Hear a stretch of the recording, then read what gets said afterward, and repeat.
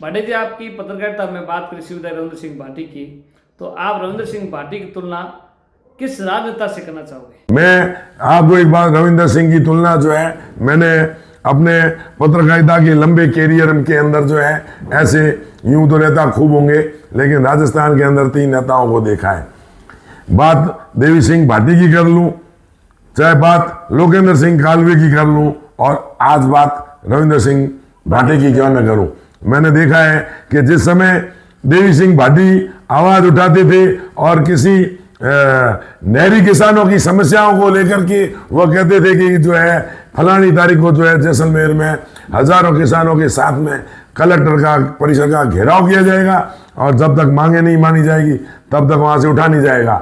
हमने देखा है राजस्थान के चीफ सेक्रेटरी को देवी सिंह भाटी से वार्ता करने के लिए जैसलमेर आते हुए वार्ता होती थी और बिल्कुल हाथों हाथ जो है पूरा प्रशासन कहे सरकार से जो है जुड़ा हुआ होता था और उनकी बात और उनकी मांग पर ध्यान दे करके और उसी समय टेबल के ऊपर डिसीजन होता था। हमने देखा है लोकेंद्र सिंह कालवी को कि अन्याय के खिलाफ बोलते हुए और जो है एक जैसलमेर के अंदर जो है छतरेल में गायों की हत्या का प्रकरण हुआ था और उसमें कुछ इस प्रकार की परिस्थितियां पैदा हो गई कि सांप्रदायिक तनाव हो गया, वर्ग विशेष की दुकानों को आग लगा दी गई और वर्ग विशेष के लोग जो है जेलों में ठूस दिए गए। लोकेंद्र सिंह कालवी संजोग से ही जो है वो जैसलमेर तनोट माता के दर्शन कर आ रहे थे। उन्हें जब इस प्रकरण में पता लगा, तनोट माता बाद में गए और उन्होंने जो है कलेक्टर के चैम्बर में घुस करके उनके समर्थकों ने कलेक्टर के अंदर से दरवाजे बंद कर दिए और कह दिया, कलेक्टर साहब मैं तनोट माता के दर्शन करके आ रहा हूं और शाम तक जो है जेल में बंद जो लोग हैं वो छूट जाने चाहिए। मुझे भी बड़ी हंसी आई।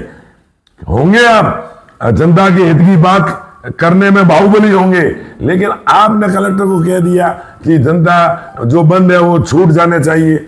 ऐसे कोई छूटते हैं क्या?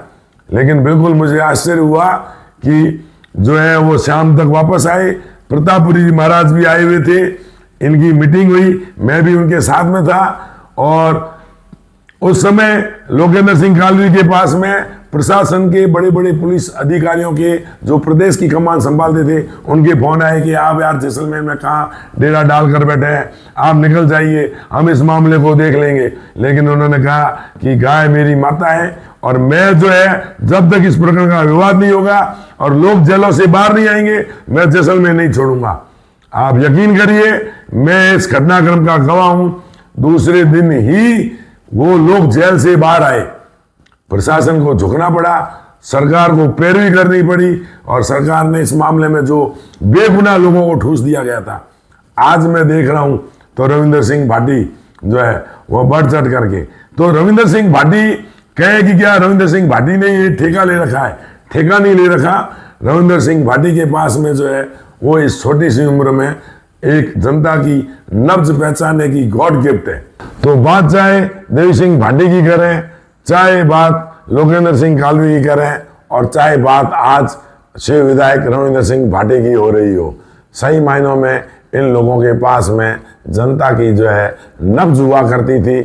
जब इन्हें लगता था कि जनता के साथ में कहीं आंदोलन हो रहा है तो ये जनता की नब्ज पहचानते हुए अपनी ही सरकारों के खिलाफ मैदान में उतर जाते थे। देवी सिंह भाटी तो अक्सर भाजपा में रहे ही हैं, लेकिन कभी इन्होंने सरकार की परवाह नहीं करी और यह जो है चाहे सरकार के समय की बात हो और चाहे विपक्ष में बैठे हो, इन्होंने जो है हमेशा किसानों की, गरीबों की और जनता की पैरवी करी और हमेशा जो है उनका साथ दिया।